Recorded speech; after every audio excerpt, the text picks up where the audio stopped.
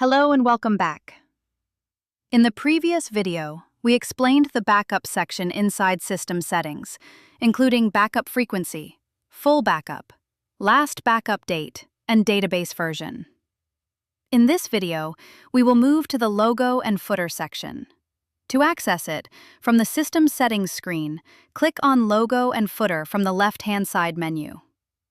This section controls the appearance of logos, stamps, image paths, and footer text on system-generated documents, such as quotations, invoices, vouchers, and reports. We start with the logo header section. The first field is Logo URL. This defines the main company logo that appears in document headers. The logo can be selected from the image folder by clicking the folder icon, then choosing the required logo image. Next, we have Logo Width in Pixels. This field controls the width of the logo in generated documents. If the value is set to 0, the system will keep the logo size automatic. Then we have Logo Height in Pixels. This field controls the height of the logo. Again, if the value is set to 0, the system will use the automatic size. Below these fields, the system shows a preview of the selected logo, so we can confirm how it looks before saving. Now we move to the Logo and Images section. The first field is Logo Icon. This field defines the system logo that appears on the top left-hand side of the screen.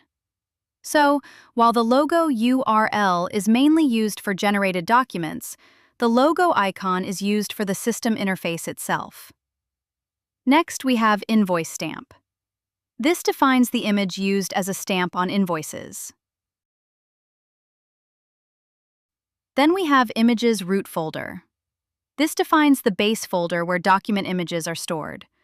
For example, if the root folder is set to Demo, the system will use this folder as the base location for document images. Next, we have Main Class Name. This is used as a system theme or style reference for document layout styling. Now we move to the footer section. The footer text entered here appears at the bottom of generated documents.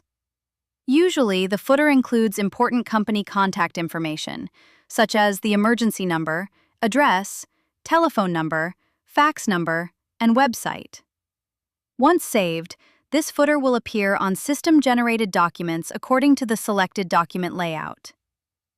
After updating the logo, stamp, image paths, or footer text, click Save to apply the changes. This completes the explanation of the logo and footer section in System Settings. And with this, we have completed the main System Settings sections. Thank you for watching.